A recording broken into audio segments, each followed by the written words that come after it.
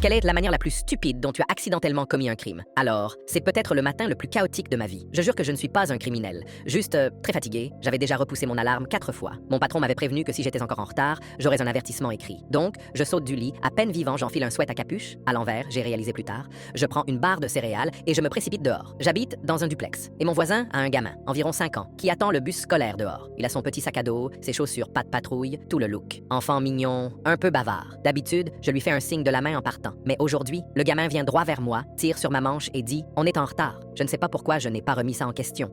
Mon cerveau était encore en train de charger. J'ai juste dit « Oui, allons-y », comme si c'était parfaitement normal. Donc maintenant, je marche vers ma voiture, avec ce gamin que je ne connais pas. J'ouvre la porte arrière et il monte comme si c'était une habitude. Encore une fois, pourquoi je n'ai pas réfléchi davantage? Je lui attache la ceinture, sécurité d'abord, et je démarre. Au bout de 5 minutes, il dit « T'es pas le copain de ma maman ». J'ai failli faire une embardée. Je le regarde dans le rétroviseur et lui me regarde en retour, comme s'il n'y croyait pas non plus. Je lui dis « Attends, t'es pas le fils de ma cousine ?» Il répond « Non, ma maman dit que je dois pas parler aux inconnus ». Je me suis arrêté net. Je suis là, paniqué, en train de penser que je vais passer aux infos locales. Un homme en sweat enlève un enfant en plein jour. J'ai essayé d'expliquer, genre « Ok, petit, je pense qu'on a tous les deux fait une erreur ici. » Et lui, il dit juste « Est-ce qu'on peut quand même aller au McDo ?» J'ai fait demi-tour, le cœur battant à 1000 à l'heure, m'attendant à voir débarquer le GIGN. Mais en revenant, sa mère était juste là, debout, l'air confuse. Pas paniquée, pas en train de hurler, juste confuse. Apparemment, elle l'a vu monter dans ma voiture et a cru que j'étais le copain de sa sœur. On s'est excusés tous les deux en même temps. C'était l'échange le plus étrange. Je n'arrêtais pas d'essayer d'expliquer. Et elle répétait « C'est pas grave », comme si on rêvait tous les deux. Au final, je suis arrivé encore plus en retard au travail. Mon patron m'a demandé pourquoi et j'ai juste dit « Urgence personnelle », ce qui, honnêtement, n'est pas un mensonge. Bref, j'ai failli kidnapper un enfant par accident juste pour éviter un avertissement.